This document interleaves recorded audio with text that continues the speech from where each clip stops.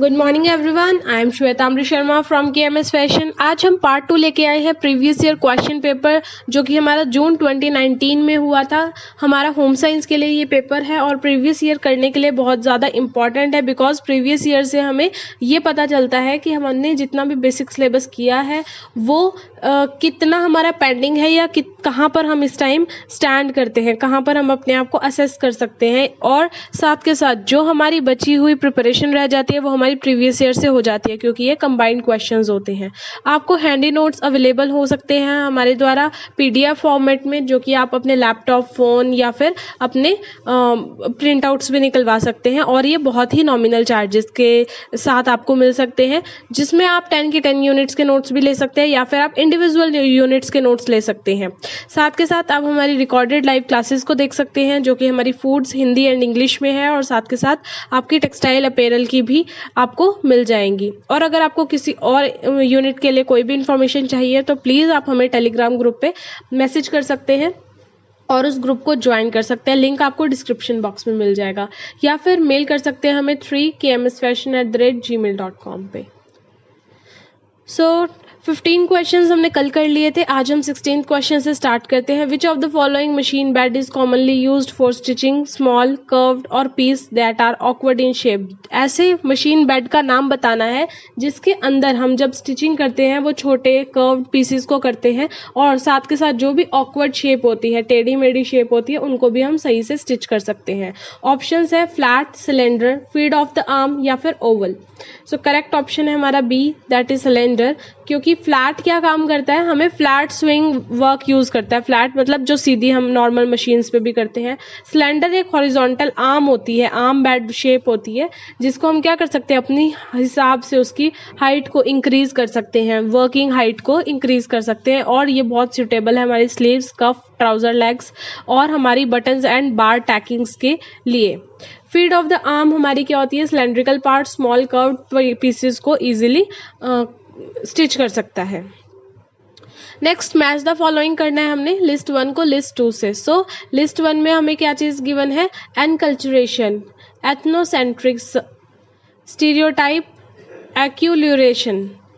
सो इनको हमें, in terms को हमें लिस्ट 2 की टर्म्स के साथ कि क्या डिफाइन करती हैं मैच करना है। सो करेक्ट ऑप्शन है हमारा option number 2, that is enculturation. क्या होता है, the process of learning your own culture. जब हम अपने खुद के कल्चर को ही क्या करते हैं, सीखते हैं, समझते हैं, तो उस प्रोसेस को क्या बोलते हैं, एनकल्चरेशन।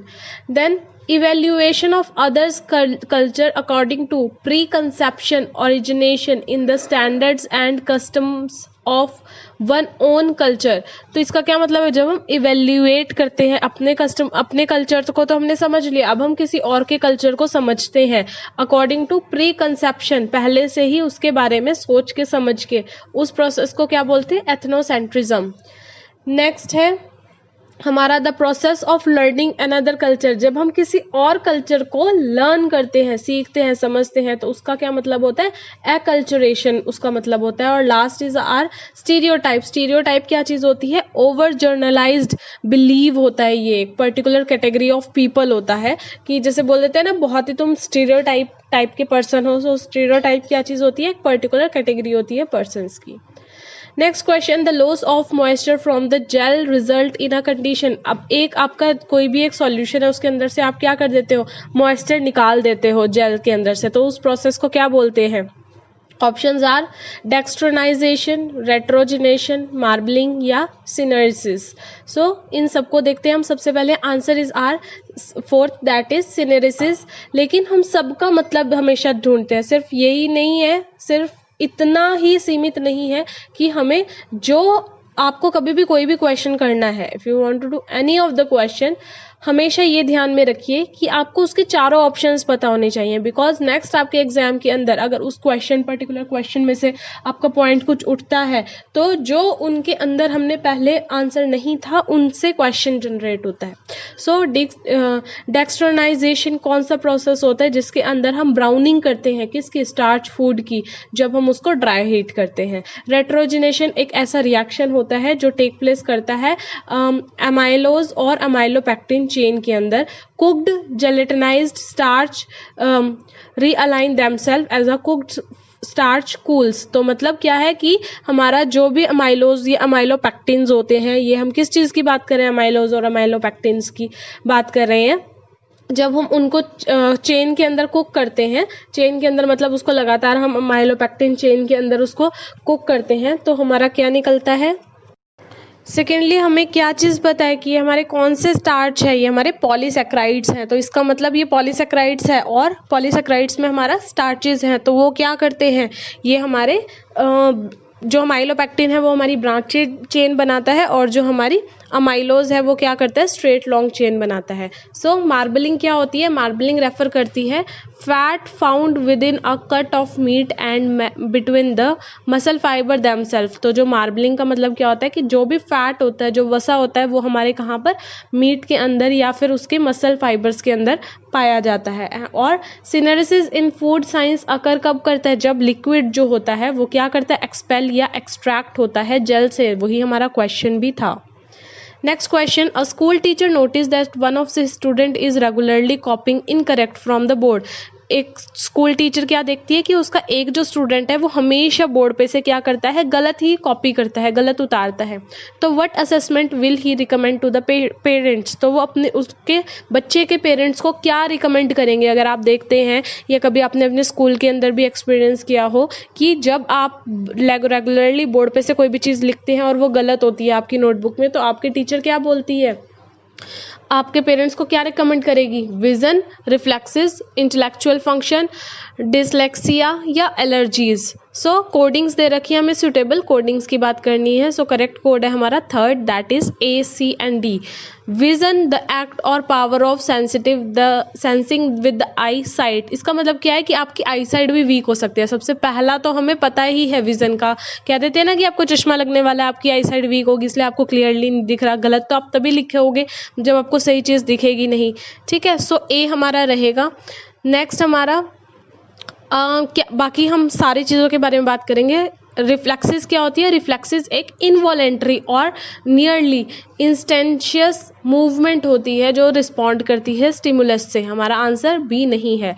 देन सी, इंटेलेक्चुअल फंक्शंस, मतलब एक हमारी जर्नल मेंटल एबिलिटी है। कई बार लोगों को, जैसे आपने तारे ज़मीं पर मूवी देखी होती है, उसको आई साइड की प्रॉब्लम नहीं थी लेकिन उसको अक्षर समझने की प्रॉब्लम थी, तो जर्नल मेंटल एबिलिटी है, ठीक है। कई लोगों को reasoning, planning, problem solving, abstract thinking, comprehensive complex idea, learning quick and learning from experience, clear, तो इससे रिलेट करता है।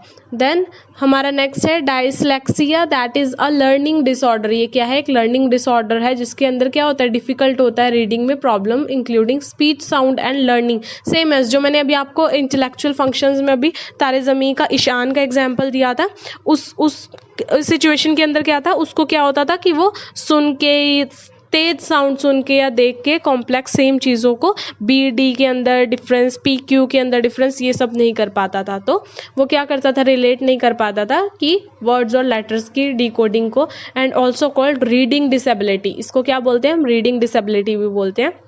It effect area of the brain that process language, ठीक है। तो ए, सी, डी इस अकॉर्डिंग होगा। और एलर्जी क्या होती है, हमारे इम्यून सिस्टम के अंदर रिस्पॉन्ड करती है फॉरेन सब्सटेंस को, और जो क्या होते हैं, that are not typically harmful to our body. जैसे हो जाता है ना कि आपको कोल्ड हो गया, आपको पॉल्यूशन में गए, या फिर आप कहीं धुआं था और आप उसकी वजह से आपको छींकें आने लग गई, खांसी होने लग गई। सो इस तरह से और भी वास्ट हमारी एलर्जीज भी होती हैं, लेकिन अभी हम यहाँ पर इस पर्टिकुलर क्वेश्चन के बारे में ही बात करेंगे। Next question, a non formal educator develop a lesson plan for each session to. जो एक नॉन फॉर्मल एजुकेटर होता है वो डेवलप करता है लेसन प्लान हर एक सेशन के लिए। क्या, identify local leaders, adopt define objective, present material in a logical sequence, evaluate the learning outcomes, to do cost benefit analysis.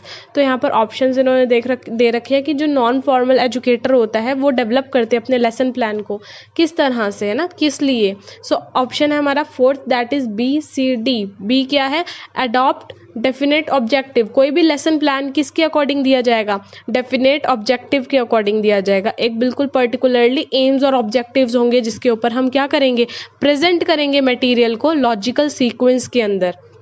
ठीक है, अगर मैं सपोज कीजिए आज आपको प्रीवियस ईयर क्वेश्चंस करा रही हूँ, तो मैंने क्या डेफिनेट ऑब्जेक्टिव ऑप्ट किया है कि मेरे को आपको प्रीवियस ईयर कराने हैं। उसके बाद मैं क्या कर रही हूँ, प्रेजेंट कर रही हूँ आपको मटेरियल ना एक लॉजिकल सीक्वेंस के अंदर कर रही हूँ। Logical sequence in the sense, अगर आपका क्वेश्चन पेपर जैसे दे रखा था, ये तो नहीं कर रही मैं सारे क्वेश्चन एक ही पेपर से कर रही हूँ, ये तो नहीं कर रही एक क्वेश्चन मैंने दिसंबर से ले लिया, एक मैंने जून से ले लिया, एक मैंने 2010 से ले लिया, एक मैंने 2018 से ले लिया।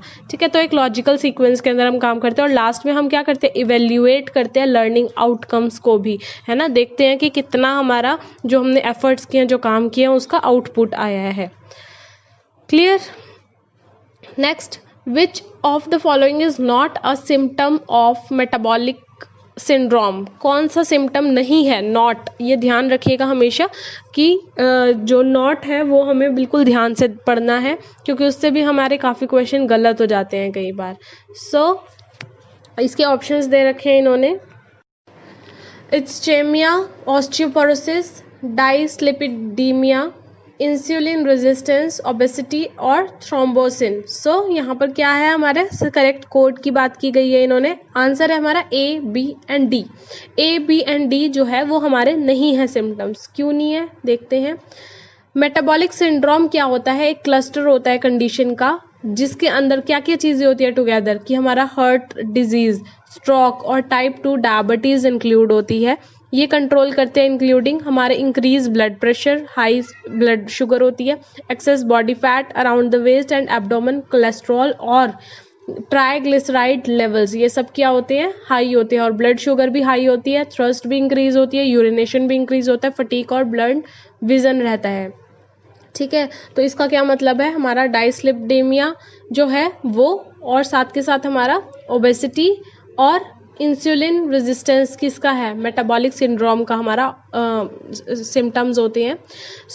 हमारा इसका क्या मतलब है, इस्चेमिया, ये एक हमारी रेजिस्टेंस रहती है ब्लड सप्लाई टू टिश्यू, मतलब हमारी जो बॉडी के अंदर, हमारे टिश्यूज के अंदर जो ब्लड की सप्लाई होती है उसके अंदर रिस्ट्रिक्शन रहती है, जो किस वजह से होती है, शॉर्टेज ऑफ ऑक्सीजन की वजह से होती है, जो हमारे सेल्यूलर मेटाबॉलिज्म को नीड होती है। ये कैसी प्रॉब्लम होती है, जो हमारी प्रॉब्लम होती है ब्लड सेल्स वेसल्स की, ठीक है, जो डिसफंक्शन करता है हमारे टिश्यू को या फिर डैमेज भी करता है। ऑस्टियोपोरोसिस एक मेडिकल कंडीशन है जिसके अंदर हमारी बोन्स क्या हो जाती है, ब्रिटल और फ्रिजल हो जाती है, लॉस ऑफ टिश्यूज की वजह से।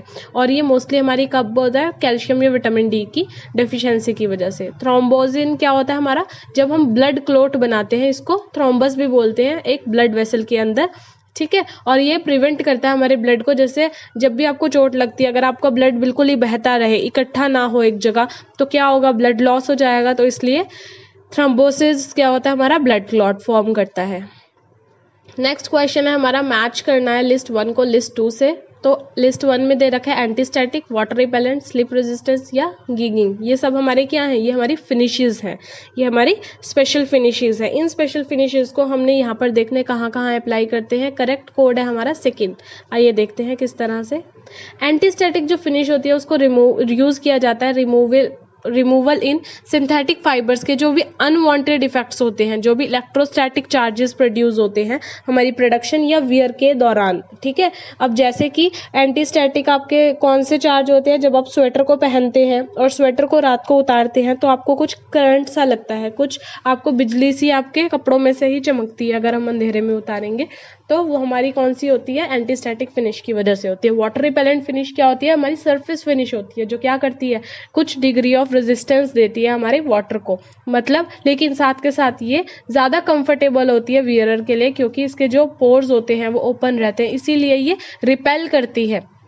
ठीक है, और इसके अंदर हम क्या करते हैं, वैक्स और resins material, aluminium, salt, silicon और फ्लोरोकेमिकल्स का एक ऊपर से कोटिंग दे देते हैं अपने कपड़े के ऊपर।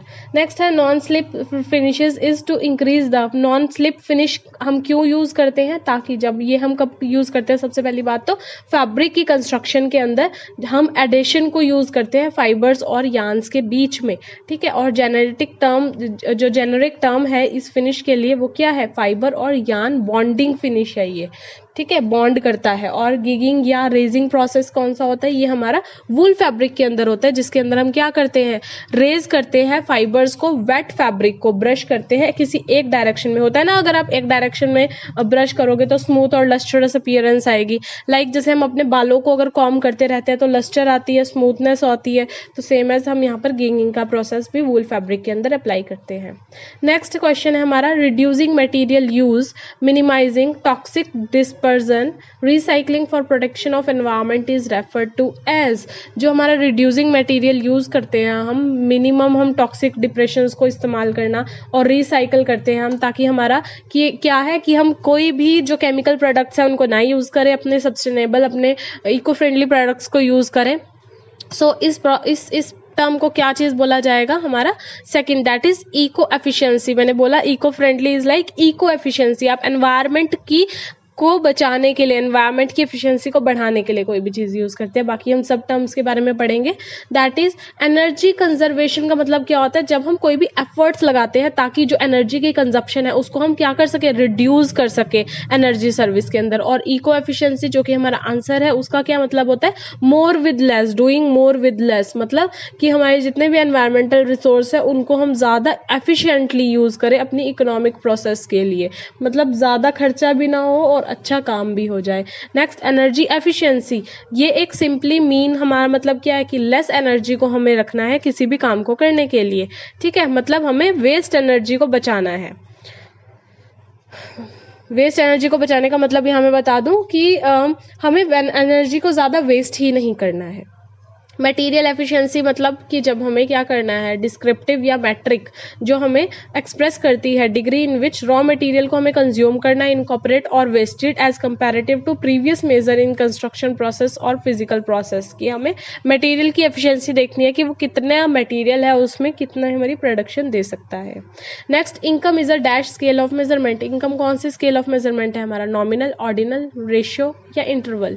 सो यहाँ पर इससे रिलेटेड आपको वीडियो, अगर आपको ये स्केल समझने हैं मैनेजमेंट के, मेजरमेंट के, तो आप क्या करोगे, आई बटन के अंदर मेरी वीडियो को देखोगे। जो वीडियो आपको किस चीज के लिए महत्वपूर्ण होगी, आपका जो ये हमारे नॉमिनल, ऑर्डिनल, इन स्केल्स को समझने के लिए इंपॉर्टेंट रहेगी। So answer is are ratio scale, क्योंकि इनकम हम किस चीज में, अब पहले हम सबकी बात करते हैं, तो आपका जो नॉमिनल स्केल होता है वो कैटेगरी को डिफाइन करता है, डाटा और नंबर की सिंप्लीफाई करता है, किसका, नेम जो हमारे रिप्रेजेंट होते हैं। ऑर्डिनल स्केल हमारा ऑर्डर सीरीज को रिप्रेजेंट करता है। रेशो स्केल हमारी रेशो को रिप्रेजेंट करता है अलग अलग इंटरवल पे, जैसे कि आज 100 रुपए हैं तो कल 200 रुपए होंगे, परसों 400 रुपए होंगे। इंटरवल स्केल कौन सा होता है, जिसके अंदर हमें क्या बताई दी जाती है कि हमारा जो स्केल है वो रिप्रेजेंट करता है क्वांटिटी को, और जिसकी इक्वल यूनिट्स है, लेकिन which represent zero represent simplify an additional point of measurement as an interval scale. दो चीजों के बीच की रेंज, इंटरवल की बात। तो आप वीडियो जरूर देखिए, आपको कंसेप्ट क्लियर होगा। Next, which of the followings are interpersonal human resource. Interpersonal human resource कौन से होते हैं, park, schools, public transport, skills, attitude, knowledge, air, space, temperature, car, house और फर्नीचर। सो यहाँ पर क्या है, इंट्रापर्सनल। इंट्रापर्सनल मतलब जो इंसान की, जो पर्सन की, जो ह्यूमन की अपनी ही रिसोर्सेज होते हैं, अपने रिसोर्सेज होते हैं। That is second. हमारा स्किल, हमारी एटीट्यूड और हमारी नॉलेज होती है वो हमारी होती है, कहीं से हम उसको क्या करते हैं, खरीद के नहीं लेके आते, हम खुद में ही उसको रीबिल्ड करते हैं। सो ये हमारी कौन सी स्किल्स होती है, जो पर्सन एग्जिबिट करता है, इंटरैक्ट, जब हम किसी और से इंटरैक्ट करेंगे तब हम बढ़ाते हैं। Are soft skill of a person, ये कौन से होते हैं, वो सॉफ्ट स्किल्स कहलाते हैं हमारे पर्सन, किसी भी पर्सन के। ये स्किल्स एक्सट्रीमली वैल्यूएबल होते हैं क्योंकि इससे लर्निंग कर्व्स, ये स्किल्स, एटीट्यूड और नॉलेज हो गया, मोटिवेशन हो गया, लीडरशिप, रिस्पॉन्सिबिलिटीज, जो हमारी अपनी एबिलिटीज होती हैं, जो हमारी अपनी पॉजिटिव साइड्स होती हैं, ये हमारी इंट्रापर्सनल ह्यूमन रिसोर्स कहलाती है। In an experimental study, experimental study के अंदर रिसर्च कलेक्ट्स इंफॉर्मेशन, क्या होता है, इनका ये क्वेश्चन है, रिसर्च कलेक्ट करता है इंफॉर्मेशन और एट्रीब्यूट करता है इंटरेस्ट, लेकिन इन्फ्लुएंस नहीं करता किसी इवेंट को, या रिसर्च इन्फ्लुएंस करता है इवेंट और इन्वेस्टिगेशन को, या रिसर्च डाटा को कलेक्ट करता है in time from the start of the study, या रिसर्च कलेक्ट करता है डाटा को पास्ट इवेंट से। सो हमारा सही आंसर क्या है, जो एक्सपेरिमेंटल हमारी स्टडी होती है वो कैसी स्टडी होती है, जिसके अंदर कोई भी कंडीशन में हम डायरेक्ट कंट्रोल कंट्रोल करते हैं इन्वेस्टिगेटर को, ठीक है। और ये एम्प्लॉय के अंदर क्या चीज़ होती है, टेस्ट करती है उसकी एफिशिएंसी को, प्रिवेंशन को और थेरेप्टिक मेजरमेंट्स को, और ये प्रोवाइड क्या करती है, हमारा स्ट्रॉन्गेस्ट एविडेंस को प्रोवाइड करती है जो कॉज और इफेक्ट रिलेशनशिप को बताता है। Next question, which of the followings are weft knit structure, हमारे कौन से होते हैं weft knit structure, purl, rib, interlock, tricot या रेशल। सो यहाँ पर हमारे कोड्स दे रखे हैं, इसके लिए आपको क्या करना पड़ेगा, वेफ्ट निटिंग के बारे में पढ़ना पड़ेगा। सो करेक्ट है हमारा फर्स्ट, दैट इज ABC। हमारे पर्ल, रिब और इंटरलॉक क्या है, वेफ्ट निट स्ट्रक्चर है। क्यों, क्योंकि ये डिपेंड करते हैं हमारी इंटरलूपिंग के ऊपर, जिसको हम क्या क्लासीफाई करते हैं, वेफ्ट निटेड स्ट्रक्चर, जिसके अंदर एक यान को हम बिल्ड करते हैं हॉरिजॉन्टल मतलब वेफ्ट साइड, और नेक्स्ट रो के अंदर सेम को हम क्या करते हैं, प्रीवियस रो के अंदर से निकाल देते हैं, क्लोज कर देते हैं और एक और नई लूप बनाते हैं। प्लेन और या फिर सिंपल नीट जो होती है, सिंगल नीट होती है, रिब, पर्ल, इंटरलॉक, ये सारी हमारी क्या है, हमारी वेब निट के टाइप्स हैं। Next question, which among the following are green building materials, green building materials कौन से हमारे, commercial board, plastic board, pozzolanic material, cement या बैम्बू बोर्ड। तो ग्रीन बिल्डिंग मटेरियल मतलब जो इको फ्रेंडली आपके मटेरियल्स है उनकी बात कर रहे हैं, तो करेक्ट कोड है हमारा first, that is A, B and E।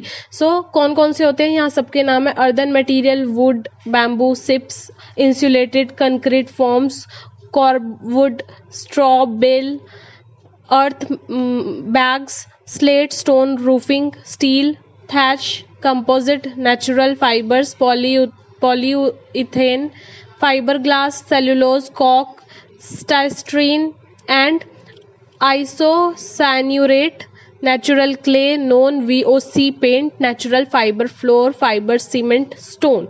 ये सारी की सारी चीजें क्या है, हमारी ग्रीन बिल्डिंग मटेरियल्स है।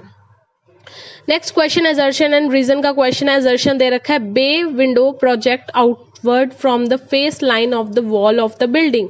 सो जो बे विंडोज कौन सी होती है, इन्होंने क्वेश्चन इनका, बे विंडोज कौन सी होती है, ठीक है, जो हमारी क्या करती है, बाहर की तरफ होती है हमारी वॉल पे, या उसका रीजन दे रखा है, ये इंट्रोड्यूस करता है view to a provide an increased floor area to allow more seatings, ज्यादा सीटिंग्स के लिए हम क्या करते हैं, हमारी फ्लोर एरिया को इंक्रीज कर देते हैं। तो करेक्ट ऑप्शन है first, that is A correct है, R इनकरेक्ट है, क्योंकि बे विंडोज कौन सी होती है, जो हम बाहर की तरफ खोलते हैं, अपने घर के अंदर हम स्टार्टिंग में ही बाहर की तरफ खोल देते हैं, बाहर की इन द सेंस गली की तरफ या हमारे वरांदे की तरफ, उनको बे विंडोज कहलाते हैं। और जो हमारी बे विंडो का पर्पज होता है वो क्या होता है, ताकि लाइट आए हमारे घर में ज्यादा, और हमारी विंडो क्या हो, flush with the wall line, window हमारी वॉल लाइन के साथ लगी हुई होती है।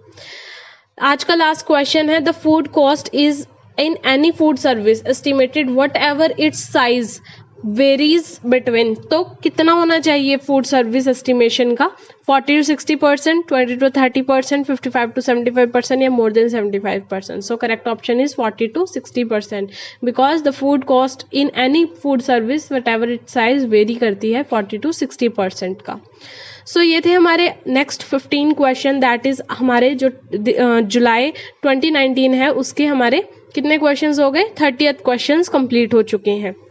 कोई भी क्वेरी है, कोई भी आपको क्वेरी है या फिर कुछ भी आपको पूछना है तो आप हमें यहीं पर भी कमेंट सेक्शन में कमेंट कर सकते हैं। अगर आप हमारे डिस्क्रिप्शन बॉक्स को ओपन करेंगे तो उसमें एंटायर आपको वीडियोस दिख जाएंगे, और साथ के साथ आप KMS फैशन पे जाके प्लेलिस्ट को भी चेक कर सकते हैं। सो टेलीग्राम पे स्टे कनेक्टेड रहिए, हमें मेल कीजिए। All the best, take care, bye bye.